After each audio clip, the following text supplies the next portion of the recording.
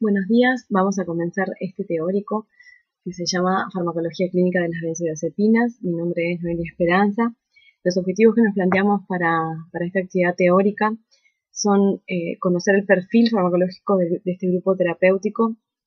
reconocer los problemas vinculados al uso inadecuado que se hace de las benzodiazepinas y conocer algunas estrategias para mejorar su prescripción. Vamos a empezar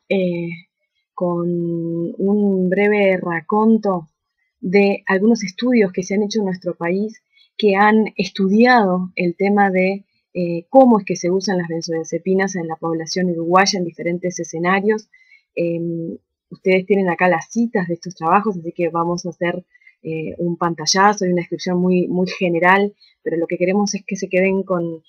algunas ideas conceptuales, con algunos resultados que han surgido de estas investigaciones que comenzaron hace ya mucho tiempo y que repiten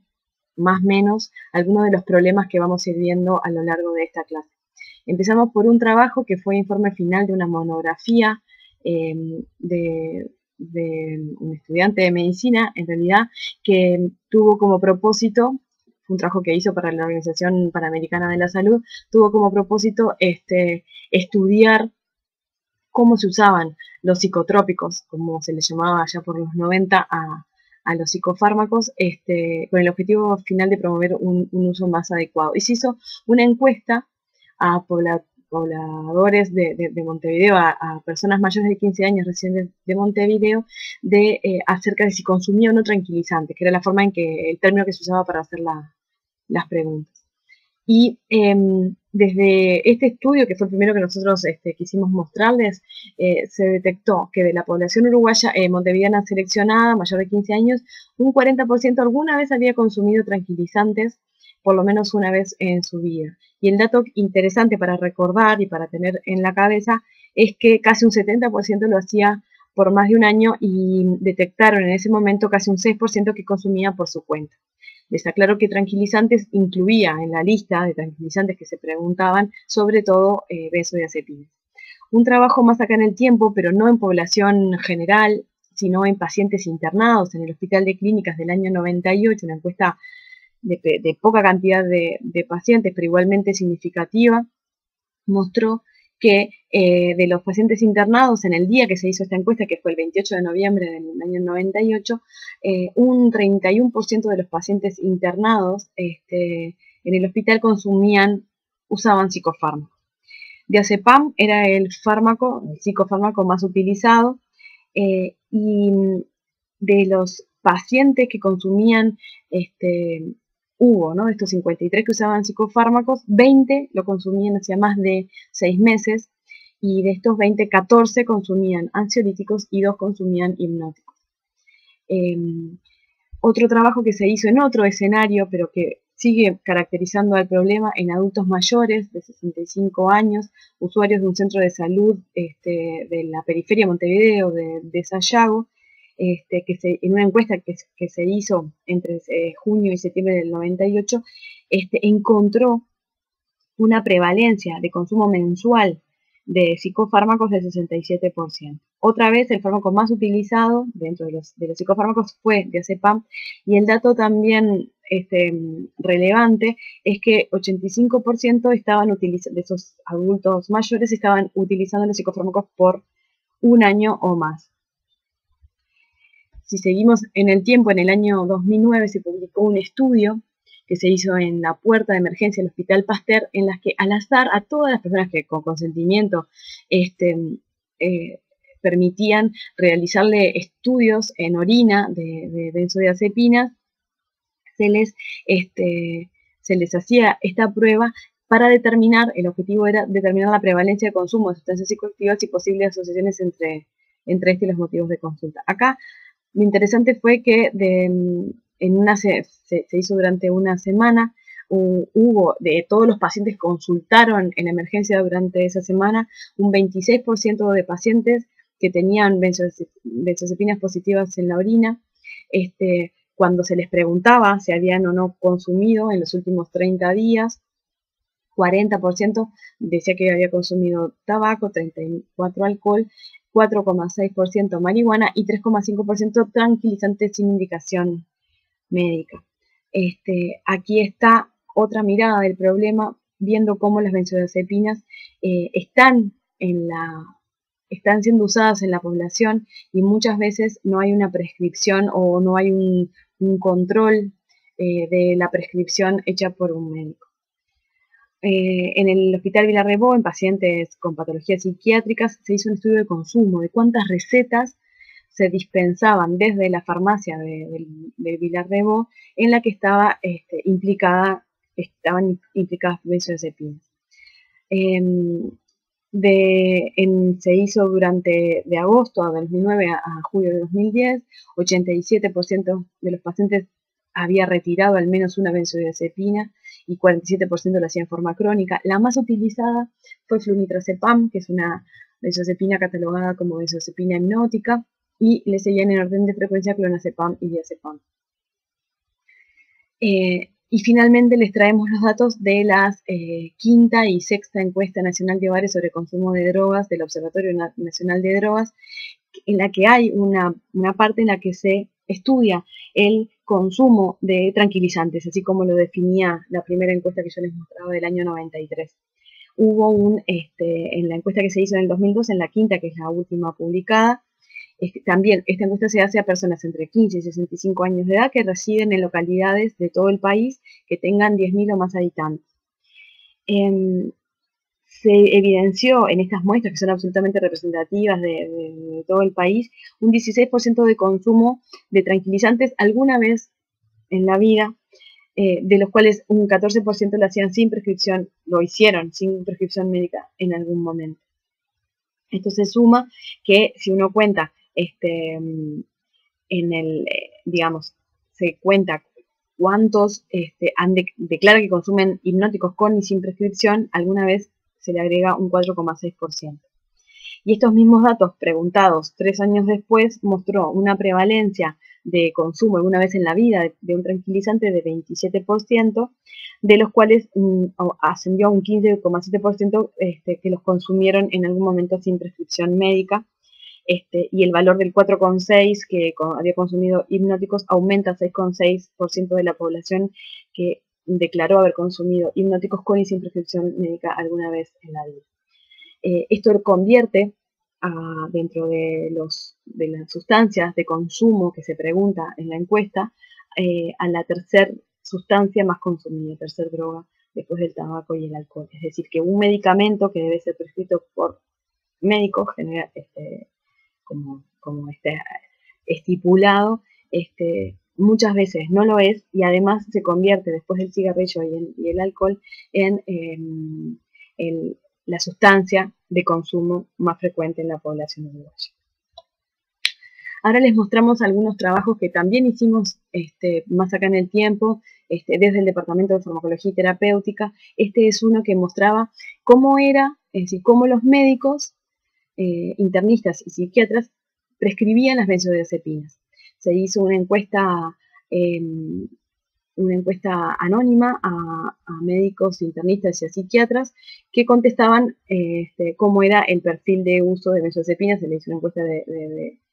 unas 20 y poco de preguntas en las que se analizaron 11 variables vinculadas sobre todo a qué benzodiazepinas usaban más frecuentemente, para qué indicaciones, cuánto tiempo, si conocían el perfil de riesgo de las benzodiazepinas, entre las preguntas más importantes. Fueron en total 148 encuestas a 50 psiquiatras y 98 médicos internistas, y acá vemos las diferencias. Cuando se les preguntó qué grupo de psicofármacos prescribían más frecuentemente, los internistas en el primer lugar dijeron que el grupo de psicofármacos más prescritos por ellos eran las benzodiazepinas. Para los psiquiatras era el segundo grupo más prescrito. Dentro de las benzodiazepinas más prescritas, los internistas la que más prescriben es el alprazolam y los psiquiatras clonazepam. La indicación más frecuente en ambos grupos fue la ansiedad. La duración de la prescripción, esta pregunta se hizo si las benzodiazepinas las usaban por días, por meses, por años, y 40% de los internistas las prescribían por meses y los psiquiatras más de la mitad lo hacían también por meses. Y después hicimos la pregunta al revés, ¿cuántos prescribían por menos de 4 meses? Y solamente el 13% dijo que la prescripción era menor a ese tiempo. ¿Qué porcentaje evidenciaba de estos médicos a la dependencia como un problema importante? Y la mayoría estaba de acuerdo que la dependencia de las benzodiazepinas es un problema a la hora de la prescripción, o más bien de la desprescripción. Y se hizo otra pregunta que era si en el momento del tratamiento, en algún momento había intentado discontinuarlo, y hubo una amplísima mayoría de médicos que contestó que intentó discontinuarlo, pero que solamente 30% lo pudo hacer exitosamente. Además, se preguntó si prescribían por nombre comercial y un bajo porcentaje en ambos grupos dijo que sí. Y de los eventos adversos que más frecuentemente ellos notaban a la hora de la prescripción en sus pacientes, esto coincidía, lo hicimos como una cosa global, fueron somnolencia, sedación y trastornos cognitivos. Faltan 2 trabajos, este es el penúltimo que les voy a mostrar, que es un estudio que hicimos de consumo de benzodiazepinas en la población uruguaya. Lo que hicimos fue pedirle a muchas instituciones de salud de nuestro país, públicas y privadas, que nos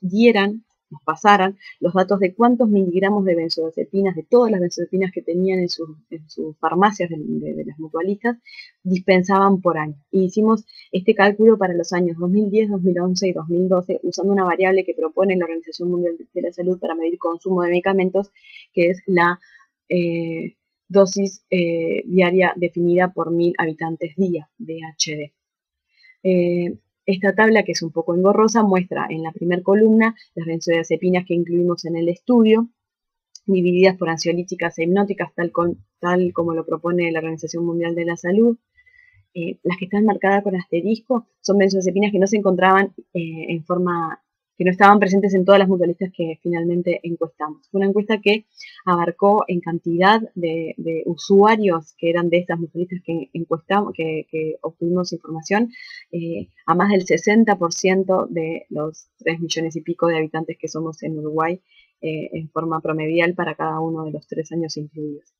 Y lo que se muestra acá es que en realidad hubo la DHD, lo que marca es cuántas benzodiazepinas se utilizan,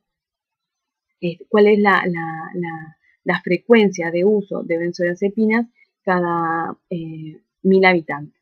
Entonces, el resultado dio que 74 cada 1000 habitantes uruguayos consumía una benzodiazepina, cualquiera de estas podría haber sido porque es un promedio,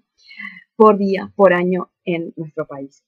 Si a este cuadrito le sumamos, porque en esta tabla no está el dato de clonazepam, porque la clasificación ATC que les muestro de la Organización Mundial de la Salud lo tiene como un antiepiléptico y no como un ansiolítico, este número de 74 por 1000 aumenta, ya se los muestro, el clonazepam, aumenta a 110. 110 cada 1000 habitantes consume una dosis diaria definida de cualquiera de estas benzodiazepinas por día por año. Este dato es importante y en realidad visto así puede no querer decir nada, pero como muchos países usan esta propuesta de la Organización Mundial de la Salud para medir consumo, podemos comparar estos valores con los valores de consumo de otros países. Vamos a tomar el último año usando este dato 110 y compararlo con datos de otros lugares del mundo. Miren, obtuvimos datos para el año 2012 de DHD para Dinamarca, Estonia, Italia, Noruega, Uruguay a mitad de tabla si no contamos el clonazepam, y a principio de tabla si lo comparamos con España, Francia y Portugal. Es decir, quedamos en primer puesto de consumo de benzodiazepinas si incluimos el clonazepam, que es la forma de uso más frecuente que tenemos en Uruguay. No lo usamos como antiepiléptico, sino como una benzodiazepina ansiolítica, sobre todo. Este trabajo, que es otro que muestra la otra cara o uno de los problemas que trae aparejado el consumo y la exposición crónica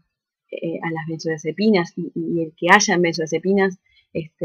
sin prescripción o prescritas por más del tiempo recomendado, es que aumenta el riesgo de intoxicaciones. se hizo este estudio en el que en función de la base de datos de consultas que llegan al Centro de Información y Asesoramiento Toxicológico del Hospital de Clínicas, se estudió cuántas personas se intoxicaban por benzodiazepinas o estaba implicada una benzodiazepina. Y se obtuvo el dato que de todas las consultas por intoxicaciones, un 26% involucraba alguna benzodiazepina. Que en realidad, dentro de todas las intoxicaciones que implicaban medicinas de uso humano, un 36% eran benzodiazepinas. Son formas de mirar lo mismo, pero representan casi un tercio por ciento o un poco más de un tercio por ciento de las consultas. Es decir, la benzodiazepina es una consulta frecuente vinculada a las intoxicaciones para el SIAD. La mayoría de estas intoxicaciones ocurrían en mujeres y en mujeres adultas. Y en general el motivo de la intoxicación era el intento de autoeliminación. Pero si vemos desglosado por edades, surge una cosa importante. El CHET cataloga las intoxicaciones en función de la severidad clínica, en severa o no severa, y vemos cómo, por suerte, el total de intoxicaciones severas es bajo, 68, comparado con las intoxicaciones no severas, pero cómo hubo consumo y por tanto intoxicación con benzodiazepinas en el grupo menores de 18 años, que es un grupo, el de la edad pediátrica, los adolescentes que tienen escasísimas indicaciones para el uso de benzodiazepinas, es decir, que esto no fue un acceso por indicación médica, sino fue un acceso porque estaban en sus casas o porque las conseguían de un modo no vinculado a la prescripción de un médico. Seguramente en las conclusiones de este trabajo lo que se nombra es la banalización con respecto al acceso, ¿no?, de medicamentos que tienen riesgos potenciales importantes, que es difícil que maten, pero que sí pueden causar daño importante y sobre todo sí, y ahí aumenta sí su riesgo de muerte cuando se asocian con otros medicamentos, que es una cosa frecuente a la hora de los intentos de autoeliminación, por ejemplo. Acá está detallado cuáles fueron las 3 más frecuentes. En ambos años coinciden clonazepam, diazepam y alprazolam, que son efectivamente las benzodiazepinas que surgen en todos los trabajos como las más utilizadas en nuestro país. Y el último, ahora sí, es un estudio del doctor Danza, que se publicó en la Revista Médica del Uruguay, en la que se estudia cuál es el riesgo de personas que están consumiendo benzodiazepinas tener una fractura de cadera. Se hizo un estudio caso controles y se tomó como caso todo aquel paciente que ingresaba con una fractura traumática de cadera y como control a un paciente de igual sexo o edad, más o menos 5 años, ingresaba la misma semana por una causa que no fuese la fractura de cadera y se evaluaba en ellos cuántos tenían como antecedente el consumo o no de benzodiazepinas. Fue un estudio de N pequeño, pero independientemente de esto, muy significativo en cuanto a los resultados que coinciden con los del resto del mundo, ¿no?, que muestran cómo dentro de los 29 casos, 16 tenían el antecedente de consumo de benzodiazepinas y en los controles 13 de 60, es decir, un 21% tenían antecedente de consumo de benzodiazepinas. Es decir, la exposición a benzodiazepinas era un factor que aumentaba el riesgo de fractura de cadera, con un odds ratio que le dio significativo, aunque tenía un intervalo de confianza bastante amplio, que esto se explica por el bajo número de pacientes que pudieron incluir. No obstante, no le quita para nada validez y está reforzado por toda la literatura internacional que muestra exactamente los mismos resultados. Ahora que entramos en conciencia, digamos, el problema que significa el uso de benzodiazepinas, hay algunos aspectos que fueron transversalizando todos estos ejemplos que yo les mostré, sobre todo vinculados a el uso por periodos prolongados, la automedicación, los riesgos vinculados a la intoxicación, la banalización en el uso, el gran consumo comparado con otros países, con la cabeza puesta en este lugar de este potencial problema de salud pública que tenemos a la hora de cómo usan los uruguayos las benzodiazepinas, vamos a entrarle al grupo terapéutico. El perfil farmacológico, que lo pueden completar toda esta información que vamos a comentar ahora y a discutir ahora con la lectura de los libros que nosotros recomendamos habitualmente de cabecera, que son el Goodman y Shillman, y Flores. vamos a llegar después a entender cómo podemos hacer para revertir parte de estos problemas. Bueno, entonces, las benzodiazepinas son un grupo de fármacos que lo que hacen es unirse a receptores GABA, ¿está bien? Se unen a receptores GABA, al subtipo A de receptor GABA, que está ampliamente distribuido en todo el sistema nervioso central, sobre todo. Es decir, que lo que logran hacer es unirse al canal y aumentar la fijación que tiene el neurotransmisor GABA por su sitio de unión. Esto lo que permite es que el efecto neurotransmisor inhibitorio esté aumentado. Asimismo, permite que la afinidad del receptor GABA por otras sustancias que también se unen a él, como los barbitúricos o sustancias tóxicas como el alcohol, también estén potenciadas, y también las benzodiazepinas logran aumentar la frecuencia de apertura del canal. Entonces, para que la benzodiazepina logre su efecto, precisa que el neurotransmisor GABA esté unido, y de ese modo lo que hace es potenciar este efecto. Lo que logran los efectos de las benzodiazepinas es determinar una depresión del sistema nervioso central que está determinada entonces por esta interacción con receptores GABA, sobre todo por receptor GABA-A. Cada vez se estudia con más intensidad, y hay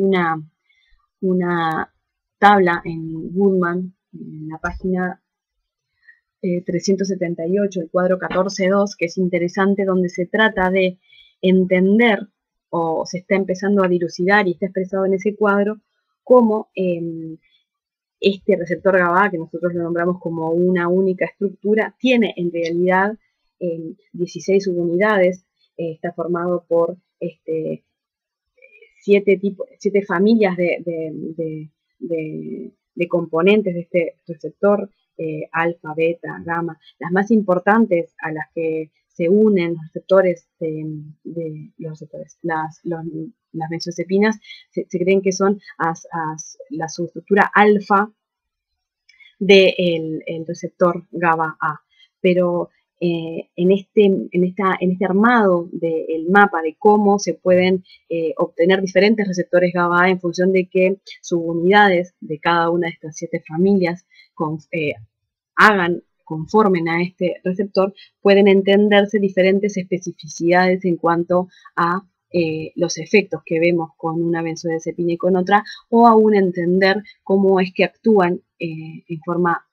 un poco diferente a como lo hacen las benzodiazepinas otros fármacos hipnóticos, como son los fármacos Z, de los que vamos a hablar más adelante. A lo que voy con esto es que es importante saber que, si bien la unión es el receptor GABA-A, no todos los receptores GABA-A son iguales y no todos cumplen las mismas funciones. Y el entendimiento de esta subespecialización receptorial va a ayudar y seguramente va a determinar la aparición de nuevos fármacos con selectividad para los efectos más grandes de los que contamos hoy. De hecho, las benzodiazepinas ya constituyen fármacos mucho más específicos que los primeros fármacos que se usaban en el tratamiento del insomnio, o para lograr sedación, como eran los barbitúricos. Es decir, logran el efecto ansiolítico, sedante, hipnótico a dosis mucho menores que las que determinan otros efectos que pueden ser más graves desde el punto de vista cardiovascular y respiratorio, como lo hacían los barbitúricos. Es decir, que desde ese lugar ya se ganó un escalón en cuanto a la selectividad y la especificidad receptorial. Y en este camino se puede seguir avanzando, encontrando nuevas moléculas que se unan a determinadas subunidades de estos receptores GABA en la medida que entendamos más sus funciones. Es un campo muy interesante y para profundizar en la lectura. Entonces, con respecto al tipo de depresión del sistema nervioso central que logran las benzodiazepinas, tenemos que son fármacos que logran producir ansiólisis, que pueden provocar también sedación, llegar hasta la hipnosis, es decir, a provocar el sueño, y de ahí pasar a estados de depresión más profunda del sistema nervioso central, como son la inconsciencia o el coma. Aún se los utiliza, no muy frecuentemente, pero tienen su lugar, como medicación en la anestesia quirúrgica, como preanestésicos en realidad, y excepcionalmente logran una regulación en menos respiratoria y cardiovascular que puede llegar a ser mortal. Pero el rango terapéutico, es decir, la dosis que se necesitan para esto es demasiado grande, lo que los hace fármacos mucho más seguros, como veíamos en los datos que les mostramos de intoxicaciones, en que generalmente la intoxicación con benzodiazepinas no es una intoxicación severa o letal, porque es muy difícil que logre provocar coma o un paro respiratorio o un paro cardiorrespiratorio. Las benzodiazepinas, si bien son grandes depresores del sistema nervioso central y se los utiliza muy ampliamente como ansiolíticos y como hipnóticos, no son los únicos fármacos que logran este efecto depresor. Como les comentaba recién, antes de las benzodiazepinas, los fármacos que se utilizaban eran los barbitúricos, que tenían también lugar en la anestesia y se usaban como antiepilépticos. Posteriormente a las benzodiazepinas aparecieron los fármacos Z, que tienen una afinidad mucho más grande por receptores alfa que por el resto de las unidades subreceptoriales que yo les comentaba recién. Después hay fármacos que, sin ser considerados ni ansiolíticos ni hipnóticos, tienen efectos depresores también. Por ejemplo, la buspirona, los antidepresivos, los antihistamínicos que usamos en el tratamiento de las alergias, los antipsicóticos, los betabloqueantes, los agonistas alfa-2 que utilizamos en el tratamiento de la hipertensión, o la melatonina. En cuanto entonces a este perfil farmacológico depresor, tenemos, como decíamos, este efecto ansiolítico, en el que lo que primero ocurre es la disminución de los síntomas de ansiedad sin llegar, es decir, logra bajar la ansiedad sin producir sedación ni sueño. Cuando estamos ante el efecto sedante, lo que tenemos es la disminución de la actividad, la disminución de la excitación, y se logra un efecto de tranquilización. El efecto hipnótico lo que lleva es a la somnolencia, y lo que provoca es facilitar el inicio y la conservación del sueño en un estado que se trata de parecer lo más posible al sueño natural. También produce, como decíamos, o tiene su uso como medicación anestésica, sobre todo en la preanestesia, porque puede, como efecto farmacológico, alterar la memoria anterior, es decir, inhibir los recuerdos que van a suceder durante el acto quirúrgico, y eso tiene su utilidad a nivel quirúrgico. Después también tiene un efecto relajante muscular, que se ve sobre todo en diazepam. Requiere para su aparición dosis altas. También tiene un efecto anticonvulsivante, que en realidad es un efecto que no es igual para todas las benzodiazepinas.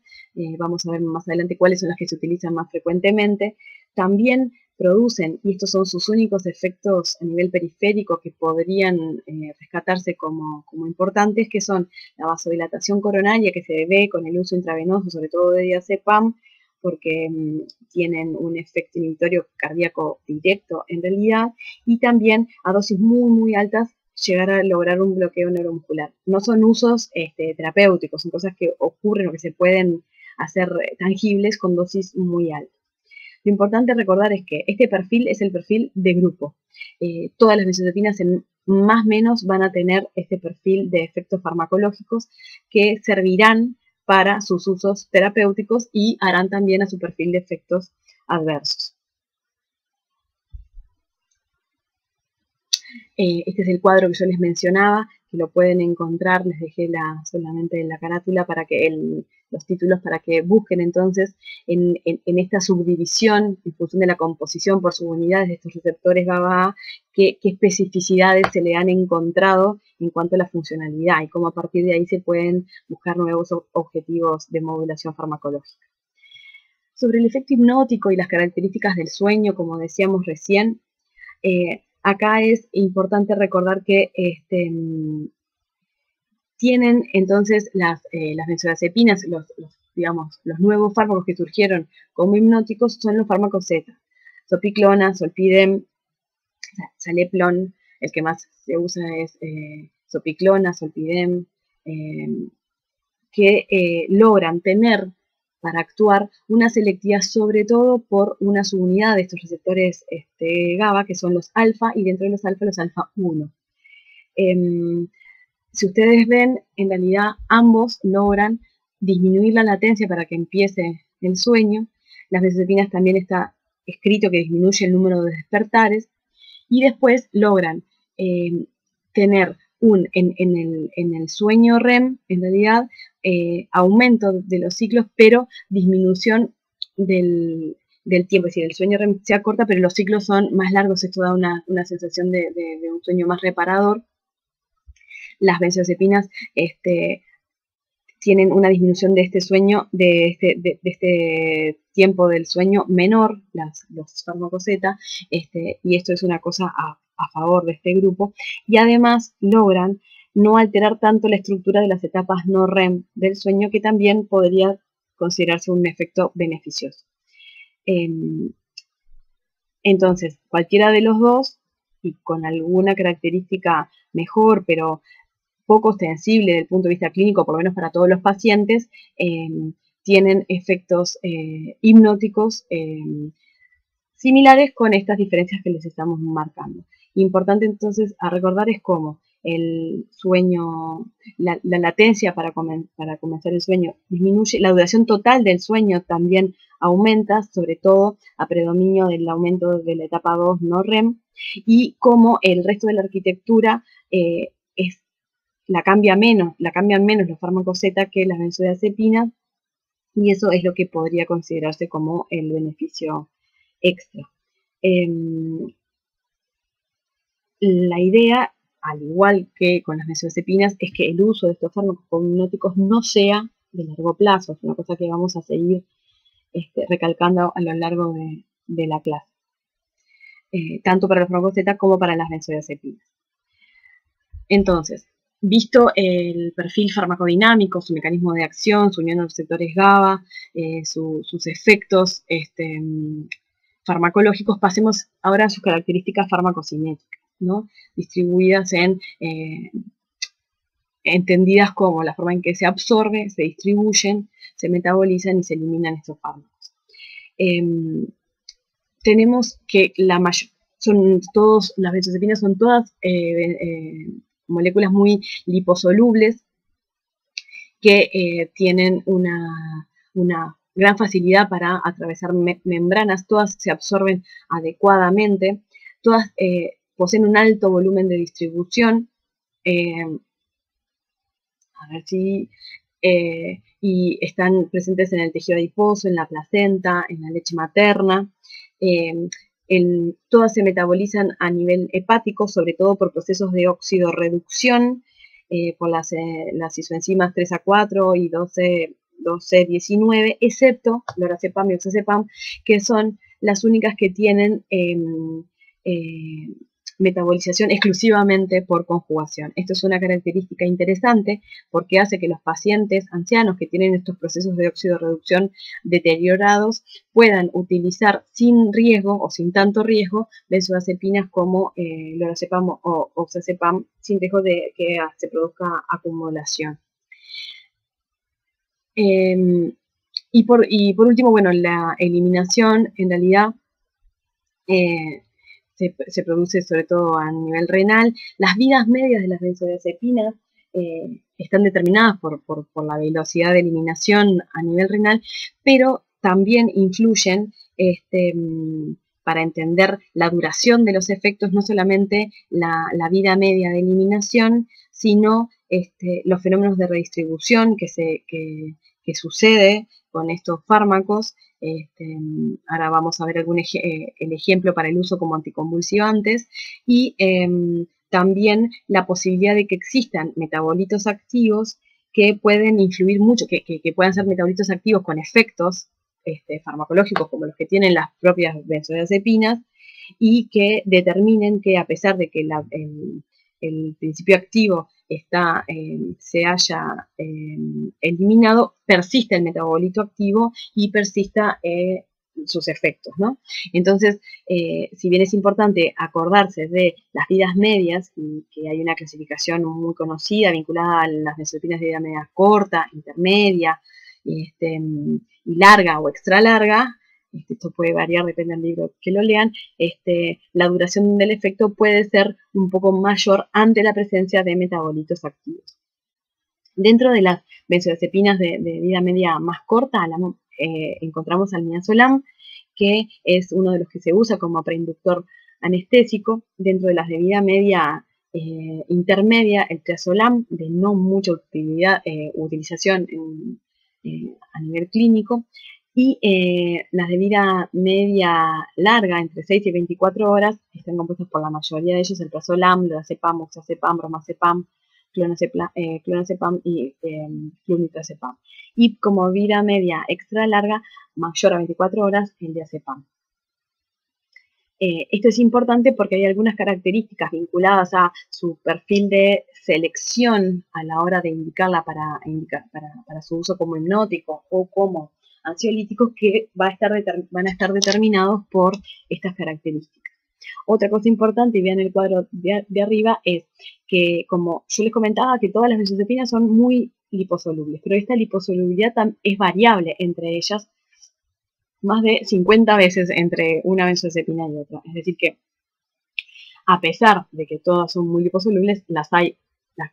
mucho más liposolubles que otras. ¿En qué influye, por ejemplo? Por ejemplo, en la velocidad con la que logran llegar al sistema nervioso central. Cuanto más liposolubilidad, más rapidez en alcanzar, en atravesar membranas, y en el caso de las membranas de la barrera hematoencefálica, eso es importante. Eso explica por qué diazepam, lorazepam son los fármacos más elegidos cuando quiero utilizar estos fármacos como anticonvulsivantes. Rápidamente llegan a los sitios donde tengo que lograr este efecto inhibitorio sobre las células que están activadas. Otro dato interesante que también importa y que determina mucha variabilidad es la potencia que tienen estos fármacos. Es decir, uno puede lograr efectos similares si logra equiparar las dosis entre una benzodiazepina y la otra. Para esto, lo que tiene que tener en cuenta es la equivalencia entre a cuántos miligramos corresponde dar, por ejemplo, 10 gramos de diazepam. 10 gramos de diazepam equivale a 0,25 miligramos de clonazepam, y así el ejemplo que ustedes quieran. Esto es importante cuando tenemos que hacer sustitución o estamos en un plan de disminución de dosis, que queremos cambiar de una benzodiazepina de vida media más corta a una de vida media más larga. Tenemos que estar al tanto de estas tablas que están en todos los libros. Con respecto a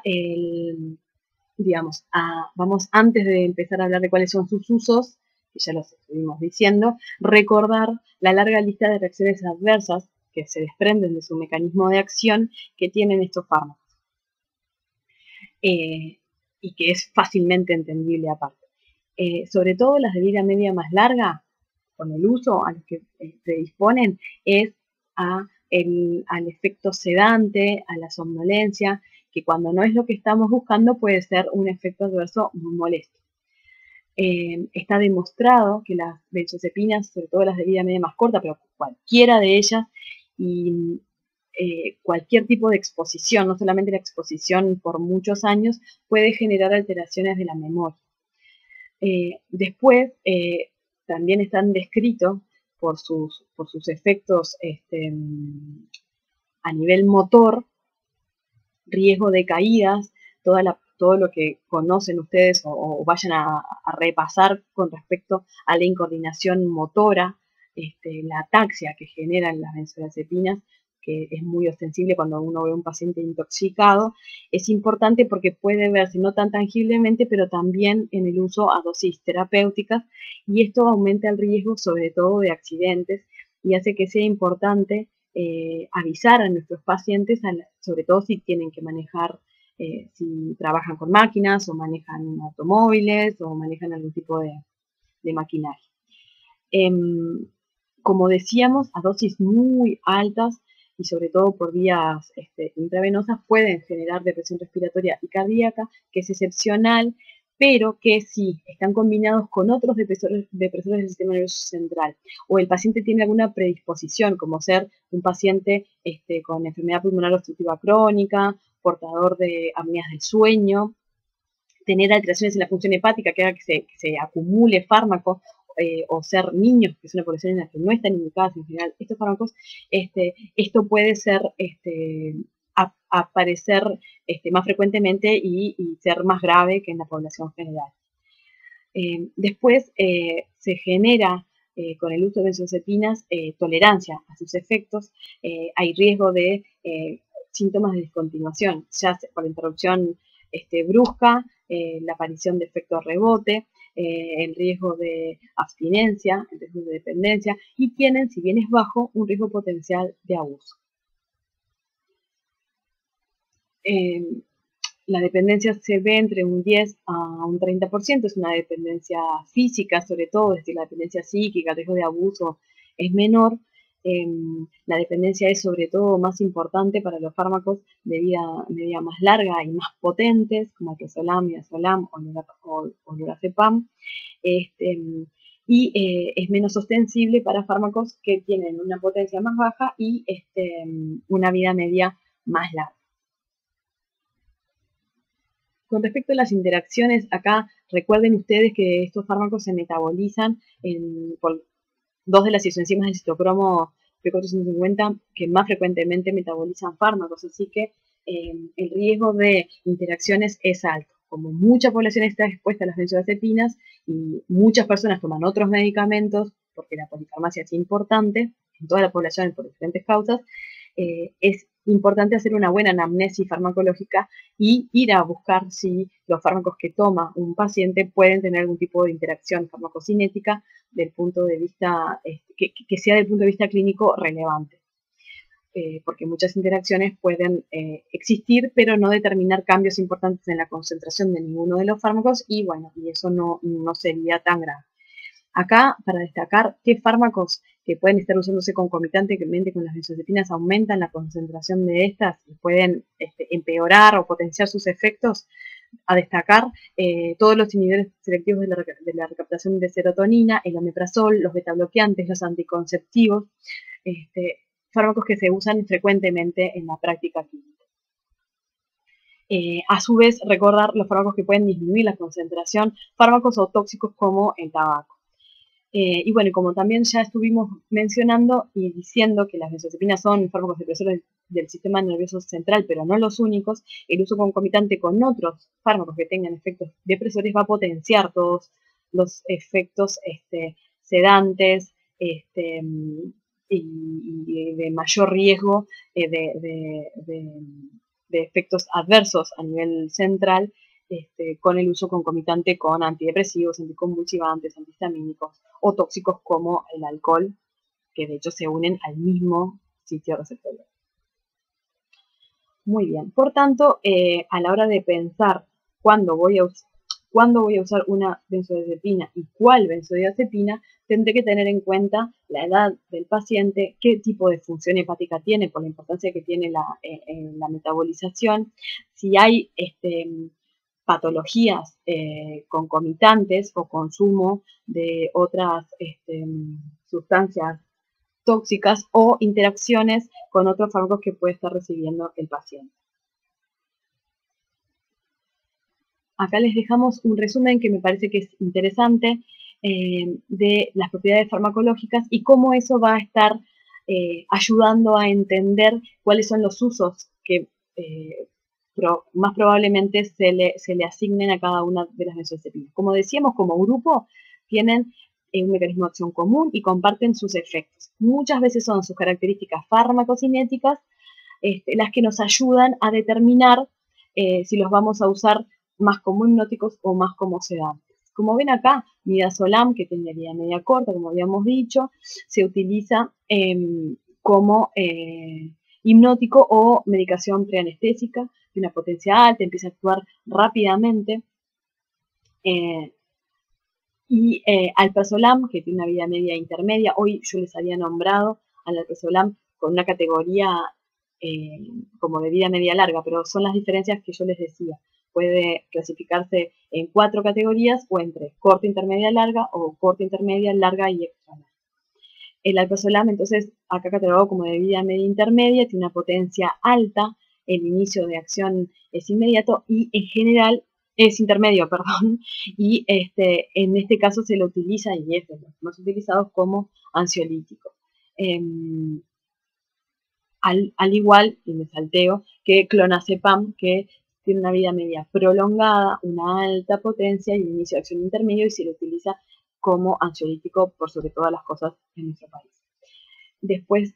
tenemos los 2 últimos ejemplos, diazepam con una vida media prolongada, una potencia baja, es decir, ¿se acuerdan la tableta que vimos de la potencia? Que se precisan muchos miligramos de diazepam para tener el mismo efecto que con otra benzodiazepina, como puede ser el alprazolam, que fue el ejemplo que pusimos. Diazepam se utiliza sobre todo como ansiolítico y también como anticonvulsivante, sobre todo por este efecto que también mencionábamos, que es su inicio rápido de acción. Por su alta liposolubilidad llega rápidamente al sistema nervioso central para comenzar a ejercer el efecto anticonvulsivante. Flunitrazepam es un fármaco que, si bien tiene una vida media prolongada, tiene una alta potencia y un rápido inicio de acción que lo hace de elección como fármaco hipnótico. Es, junto con diazepam, de los que actúa más rápidamente y eso lo ha puesto en un lugar de hipnótico importante. Seguimos hablando un poco entonces de sus usos. En esta tablita lo que les muestro es cómo en su uso como ansiolítico, muchas veces las benzodiazepinas ocupan un lugar absolutamente sintomático, puntual, que no requiere tratamientos largos, que en estos casos lo que se utilizan son benzodiazepinas de baja potencia y vida media larga, como es el ejemplo del diazepam. En los trastornos de ansiedad generalizados no son la primera elección, los fármacos de primera elección en estos casos son los ISRS, los inhibidores selectivos de la recaptación de serotonina, que muchas veces tienen que acompañarse para el tratamiento sintomático inicial de una benzodiazepina.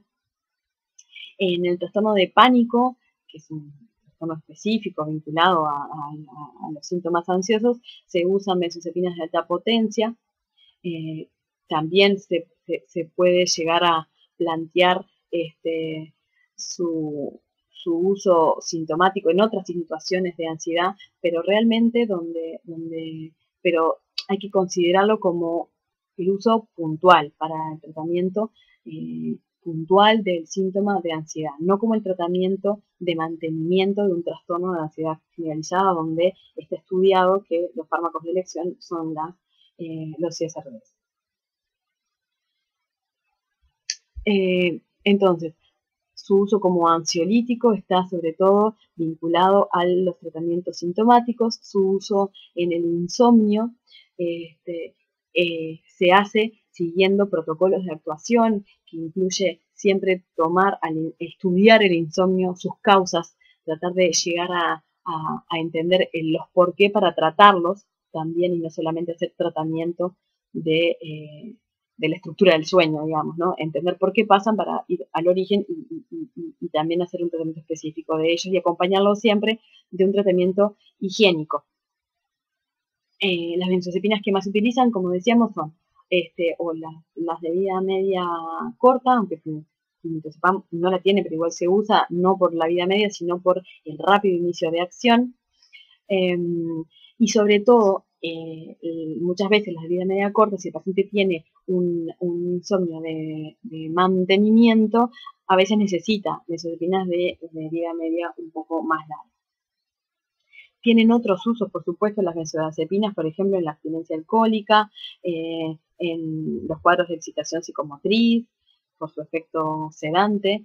como decíamos, como anticonvulsivante para la yugulación de las crisis, ¿no? Por su rápido inicio de acción, como les comentaba, los que más se usan son diazepam y lorazepam, que además tienen una vida media larga, entonces va a asegurar que se mantenga ese efecto, y como preanestésico, sobre todo por sus efectos sobre la memoria anterógrada, el que más se utiliza es midazolam.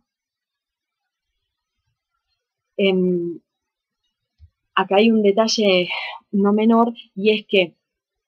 en la mayoría de los casos, la duración máxima de cualquier tratamiento no debería exceder los meses. Acá pusimos el número 3 meses, pero el concepto es que los tratamientos son a corto plazo. ¿Por qué? Porque se generan tolerancia a estos efectos, porque los beneficios más allá de este tiempo no están estudiados, las benzodiazepinas no se pensaron para ser usadas a largo plazo, y lo que se ha visto en la acumulación de uso por años es que lo que aparecen son efectos adversos sin mejora del beneficio clínico, que sí lo tienen en el principio del tratamiento. En suma, nosotros tenemos que acordarnos, el uso es amplio, lo que tenemos que saber si siempre está justificado en forma adecuada, si siempre tenemos una indicación que le estamos cumpliendo según las recomendaciones pautadas o en la ficha técnica o en las guías de práctica clínica que estemos usando para hacer tratamiento de la ansiedad o del insomnio o del tratamiento, bueno, y de las misceláneas, ¿no? Del tratamiento antiepiléptico, la abstinencia alcohólica, etc. Recuerden que los efectos de las benzodiazepinas son efectos de grupo que tienen particularidades, sobre todo farmacocinéticas, que hacen que se distingan los momentos en que la rapidez con la que comienzan a actuar, el tiempo que dura ese efecto, y recuerden que es importante monitorizar sus riesgos, porque los tienen a corto plazo y a largo plazo. Las alteraciones cognitivas de largo plazo vinculado al uso de benzodiazepinas determinan enfermedades en sí mismas. El desarrollo de Alzheimer en adultos mayores que usen de forma crónica benzodiazepinas está cada vez más demostrado, y es la generación de una nueva enfermedad grave que altera mucho la calidad de vida de las personas, vinculado a un uso inadecuado, absolutamente injustificado, de las benzodiazepinas. Por tanto, los problemas a los que nos enfrentamos son problemas de indicación cuando los usamos en modos distintos a los que están recomendados, cuando no hacemos una monitorización de ese tratamiento, es decir, damos la benzodiazepina y después nos controlamos si se cumplieron los plazos que nos habíamos fijado, si el paciente viene y solamente repite la medicación, repasar con los pacientes los efectos adversos que más frecuentemente se pueden enfrentar, recordar que la discontinuación del tratamiento hay que hacerla paulatinamente, y en poblaciones especiales usarlos aún con más precaución. Por ejemplo, durante el embarazo y la lactancia hay que tratar de evitarlos. En los ancianos, en los pacientes que tenían enfermedad hepática, como ya habíamos dicho, en los pacientes que tengan miastenia gravis, por todo el riesgo, que si bien es muy infrecuente en estos pacientes, hay que tenerlo más en cuenta, de depresión neuromuscular, en los pacientes que tengan patología respiratoria, que también los predisponga a efectos adversos muy frecuentes, pero que en eso se pueden volver más frecuentes, como son los portadores de apnea del sueño y los pacientes de EPOC. Nosotros hemos elaborado algunas recomendaciones que nos gustaría dejarles para que ustedes las puedan recordar y analizar más tranquilamente. Les voy a mostrar después dónde las pueden buscar, que son recomendaciones para mejorar la prescripción, educar a la población y también hacer mejoras en las políticas de salud, de modo de que sea desde las recomendaciones nacionales, más fácil ya no hacer un uso irracional a la hora de la prescripción individual. Para mejorar la prescripción, ¿qué tenemos que hacer? Cuando yo voy a empezar un tratamiento con benzodiazepinas, recordar 7 cosas. Definir con el paciente cuáles son los objetivos terapéuticos que yo persigo con el uso de benzodiazepinas. Yo quiero que a usted lo que le pase es que tenga que logre dormirse más rápido, que no se despierte de noche, quiero bajarle la ansiedad. Plantearle concretamente qué es lo que quiero hacer y definirlo con el paciente siempre y cuando esa benzodiazepina venga a ocupar un lugar en el tratamiento de un síntoma que realmente signifique un malestar significativo que altere su funcionamiento. Esto es muy importante porque creemos que en estos usos sintomáticos que muchas veces se da, podrían haber alternativas no farmacológicas que podrían ser tan útiles como las benzodiazepinas si no estamos exponiendo a un grupo terapéutico con todas estas particularidades a personas que efectivamente no lo precisan. Hay malestares que son absolutamente autolimitados y que muchas veces no requieren ningún tipo de tratamiento, ¿no? Es decir, hay que seleccionar adecuadamente cuál es el síntoma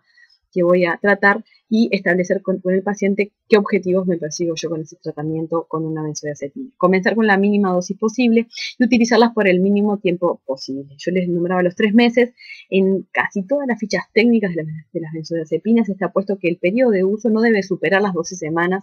incluyendo el retiro de las mismas. Es muy poco tiempo para lo que hemos visto, como yo les mostraba, la cantidad de meses y años que utilizan los pacientes en los diferentes escenarios internados, ambulatorios, las benzodiazepinas. No se recomienda la asociación de 2 benzodiazepinas porque comparten prácticamente perfil. Hay que hacer un plan de retirada que tiene que ser comunicado desde que yo empiezo el tratamiento, decirle, se lo voy a empezar por esto y por esto, y lo vamos a sacar en tal momento de esta forma. Y realizar una estrecha monitorización de ese tratamiento, de si sigue siendo necesario, de si aparecieron o no efectos adversos y si hubo o no aparición de dependencia física. Tenemos que hacer un cambio en la cultura de prescripción con estos fármacos porque está absolutamente naturalizado el uso de benzodiazepinas en la población. Para una vez que la benzodiazepina está prescrita y yo lo que quiero hacer, viene a la consulta un paciente que ya la está recibiendo, si yo no puedo comenzarlo al momento que la prescribo porque no fui yo quien lo prescribí, tenemos que evaluar el momento para la retirada. Tiene que ser un proceso gradual, muchas veces es muy dificultoso. ¿Se acuerdan la encuesta que mostraba que muchas personas, muchos médicos, psiquiatras y médicos internistas intentaban la desprescripción y muy pocos la lograban exitosamente? Tiene que haber un aval del paciente en querer eso, muchas veces los pacientes también se resisten a ese cambio, requiere mucha información para que los pacientes entiendan por qué sería bueno hacer la desprescripción. Las formas de los modelos, los diferentes esquemas de prescripción están escritos en todos los libros y uno puede consultarlos y optar por uno de los varios esquemas que hay posibles. Bueno, y es importante, como decíamos, esto de la educación, ¿no? De contarle a los pacientes respecto al medicamento, qué perfil de seguridad tiene, qué precauciones hay que tener, que son medicamentos que generan tolerancia y dependencia, y recordar que yo lo voy a usar siempre y cuando sea absolutamente necesario, ¿no? Que no siempre tratar la ansiedad o la angustia es un problema de salud, no es una enfermedad, sino que a veces son emociones que forman parte de la vida humana, que hay otras herramientas para manejar la angustia o los problemas de sueño que no son necesariamente farmacológicos. Y mirado desde las políticas de salud, en realidad uno podría ayudar a que la prescripción de benzodiazepina fuera más regular, más racional, perdón, si por ejemplo se regularan la existencia de policlínicas de repetición de medicamentos, si hubiese una discusión si cualquier médico puede o no prescribir benzodiazepinas, si se pudiera hacer algo a la hora de... Ahora hay muchos sistemas de prescripción electrónica y que pudiéramos tener algún sistema de alerta de que a las 12 semanas, por ejemplo, que es un tiempo que está escrito en todos lados de uso máximo de benzodiazepinas, saltar algún cartelito de ya es momento de no prescribir más benzodiazepinas, monitorizar la venta sin receta, acordarse que hay combinaciones a dosis fijas que traen benzodiazepinas y que es necesario también considerar que esos son formas de acceder a benzodiazepinas que tienen las personas que muchas veces están consideradas a la hora de la venta y del tipo de receta que se requiere para la prescripción, prohibir, que esto está hecho, las muestras médicas de productos que contengan benzodiazepinas, incluir advertencias en los prospectos y en los envoltorios sobre el riesgo que tiene manejar vehículos o utilizar maquinaria si uno está tomando una benzodiazepina y el riesgo que tiene de interacciones con el alcohol y también con la marihuana, que es otro depresor del sistema nervioso, e incluir la detección de las benzodiazepinas en los conductores y los accidentes de tránsito. Así como ahora podemos hacer espirometrías, pensar en la posibilidad de que las benzodiazepinas también sean buscadas en estas situaciones. Acá les dejo los 3 trabajos que pueden ayudarlos a la lectura, más allá de lo que lean en Goodman y Shillman y en el Flores, que es el trabajo un trabajo del doctor Danza vinculado a los riesgos, sobre todo, pero que de lo que saqué algunos de los cuadros de la farmacocinética que les mostré. Esto es ejemplo, un poco estas recomendaciones y una mirada desde la prescripción racional que hicimos en el boletín farmacológico del departamento ya hace unos años, y estas son las recomendaciones que también están colgadas en la página del departamento con un poco más de detalle y una introducción bastante interesante de teórica para que repasen el perfil de uso de las benzodiazepinas. Bueno, muchas gracias.